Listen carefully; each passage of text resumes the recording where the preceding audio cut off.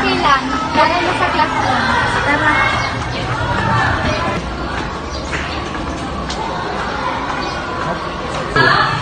Ang ganda pala dito sa school niyo. Oo, maganda talaga dito. Go. So class, meron tayong bagong estudyante. Pakilala ka, Miss Leonor. Ako po, si Beatrice Still, 14 years old, from Commander Sagada. Tara muna tayo sa canteen. Hindi na CR na lang. O sige. Sir, pwede pumunta sa CR? Okay, may...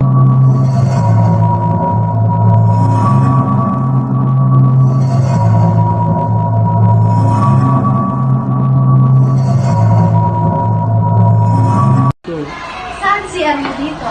Diyan.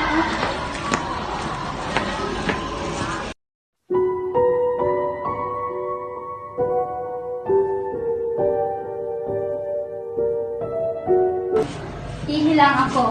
Sige.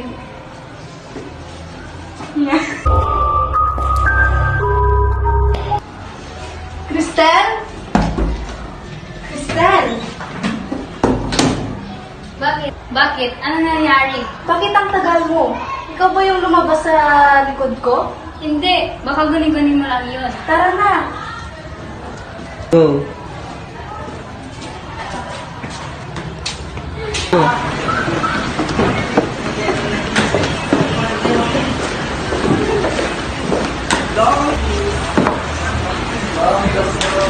Siya nga palang ating elementary class. Hi. Ako si Jess. Ilang taon ka na? 14 na ako. Taga saan ka? Sa Santo Fe. Alam mo, nung nakaraan, nung nakita kami mo ko sa CR. Wala naman.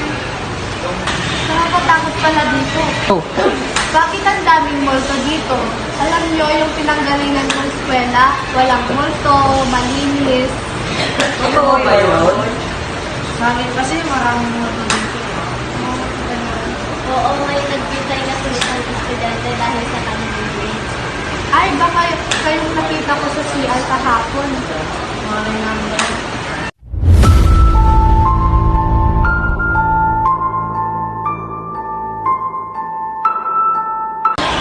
Hoy, boys at the back, huwag kayo maingay dyan. May gagawin tayo.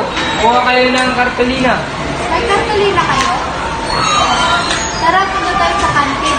Paalam na muna. Sir, pwede pumunta sa kantin? Sige, punta ka kayo. Tara.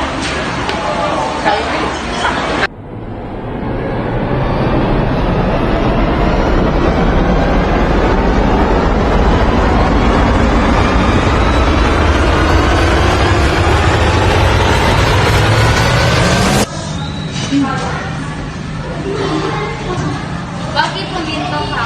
May nakita kasi akong dumaan. Hawak na number 1. Tara. Go.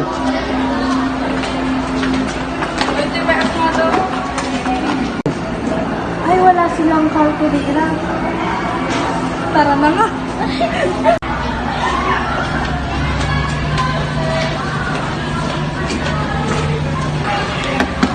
Sir, pwede pumasok.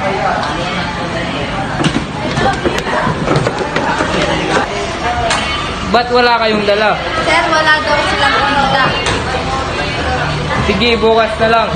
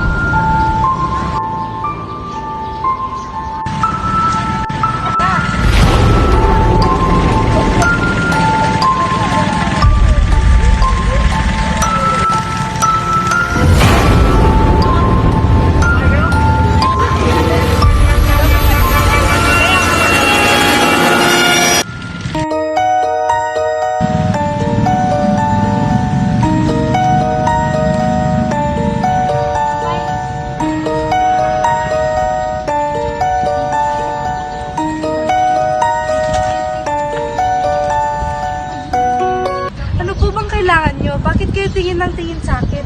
May nakikita ako, malapitin siya sa'yo. Gusto ka niyang saktan dahil alam niyang ikaw lang ang bukod tanging makakapagbuhay muli sa kanya. Hindi ko po kayo naintindihan. Sino po siya? Nandyan siya sa tabi mo. Wala naman po. Trigo. Na nga lang po kayo.